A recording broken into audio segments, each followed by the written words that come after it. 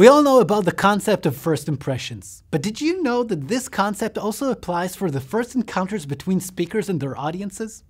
The first impression of an audience will determine what the attention continuum will look like. Will the attention rise on account of a positive first impression, or will a dull opening leave you struggling for their attention? This is exactly why the grace period was invented. A tried and tested method for ensuring that those first few seconds of your session leave your audience wanting for more.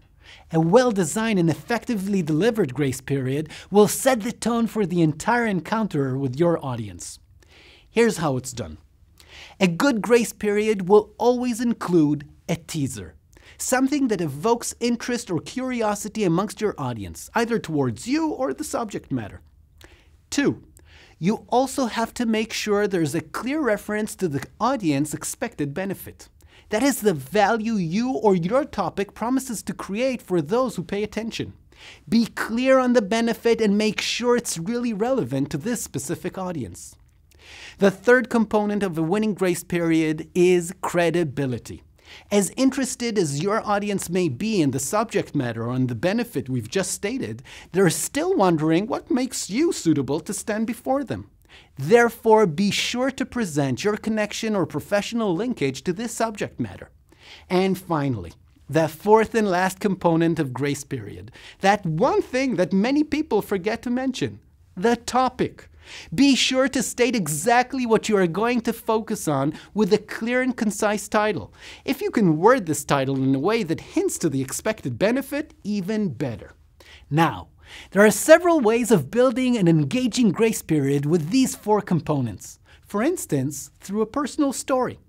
Storytelling is almost as old as man, and people have the inherent tendency to pay more attention while listening to a story, especially a personal story.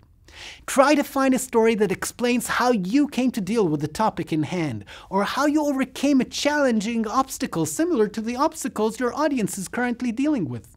You can also tell a story that goes to how you gained something valuable, again, similar to the kind of value that your audience is most likely to be interested in.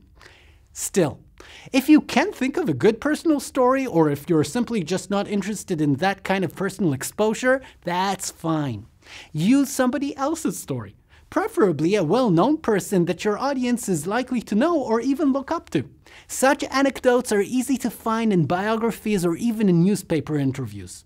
Now, if you don't want to use a story at all, after all, not everyone feels comfortable using the storytelling technique, that's also fine. Start your presentation with a relevant quotation that has a moral or a twist that relates to the subject matter or even more directly to your key message to this audience. Or you can simply start off by sharing a fascinating and even surprising fact in order to boost your audience's attention from the get-go. Do this even before you introduce yourself. This is an effective nonverbal way of telling your audience, hang on to your seats, you're in for a fascinating session.